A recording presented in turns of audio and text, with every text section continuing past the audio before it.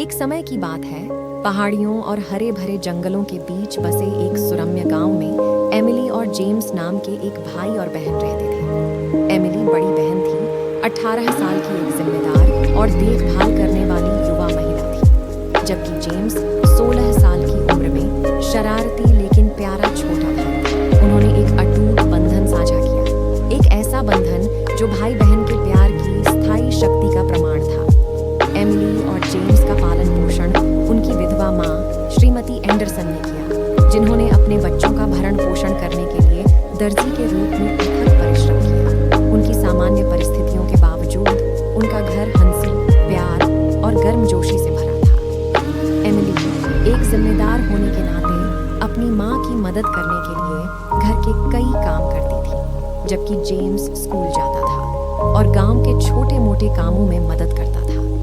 गर्मियों के एक दिन जब सुनहरी धूप ने गांव को अपनी गर्मी से नहला दिया, एमिली और जेम्स ने पहाड़ियों से परे जंगल का पता लगाने का फैसला किया। पिकनिक की टोकरी और रोमांच की भावना से लैस वे जंगल की गहराई में यात्रा पर निकल पड़े।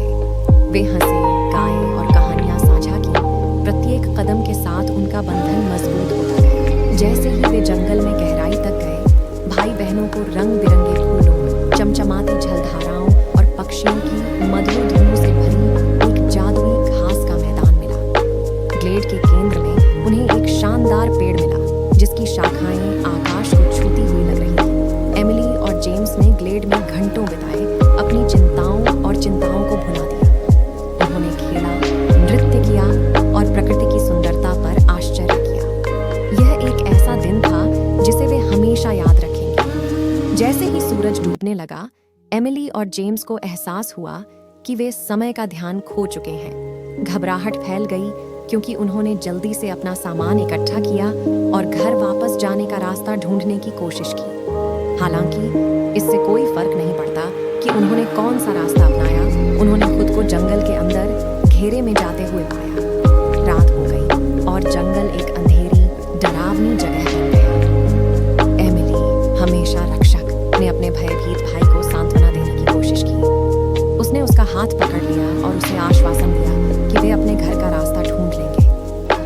हम खो सकते हैं जेम्स, लेकिन जब तक हम एक दूसरे के साथ हैं, हम ठीक रहेंगे, उसने कहा। उसकी आवाज कांप रही थी, लेकिन प्यार से भरी हुई थी। वे अचानक एक छोटी सी गुफा में पहुंच गए और गर्मी और आराम के लिए एक साथ छिपकर वहां रात बिताने का फैसला किया। जैसे ही रात की ठंडी हवा उनके चारों ओर बसी, जेम्स ने आंसू भरी आंखों से अपनी बहन की ओर देखा। एमिली, हमें इस झंझट में डालने के लिए मुझे खेद है, उन्होंने कहा। एमिली अपने भाई को देखकर गर्मजोशी से मुस्कुराई। मत बनो जेम्स, हम इसमें एक साथ हैं और हम घर वापस आने का रास्ता खोज लेंगे, जैसे हम हमेशा करते हैं। जंगल में उनकी कठिन परीक्षा कई दिनों तक जारी रही। उन्हें भूख, प्यास और थकावट का सामना करना पड़ा, लेकिन एक दूसरे के प्रति उनके प्यार और घर लौटने के उनके दृढ़ संकल्प ने उन्हें आगे बढ़ने में मदद की। उन्होंने एक दूसरे का समर्थन किया। जब दूसरे को कमजोर महसूस हुआ तो वे बारी बारी से मजबूत बने रहे। आखिरकार 7वें दिन, जब वे दूर से बहते पानी की आवाज का पीछा कर रहे थे, तो वे एक परिचित धारा पर ठोकर खा गए। अपने चेहरे से खुशी के आंसू बहाते हुए वे नदी के किनारे किनारे घास के मैदान की ओर वापस चले गए, जो किसी चमत्कार से उन्हें उनके गांव के बाहरी इलाके में वापस ले गया। जब वे घर पहुंचे तो उनकी चिंतित मां से राहत और खुशी के आंसू निकले। श्रीमती एंडरसन को सबसे बुरी आशंका थी, लेकिन भाई बहनों के अटूट बंधन ने उन्हें सबसे बुरे समय में देखा था। इस कहानी का उपदेश यह है कि भाई बहनों के बीच का बंधन एक शक्तिशाली और स्थायी शक्ति है।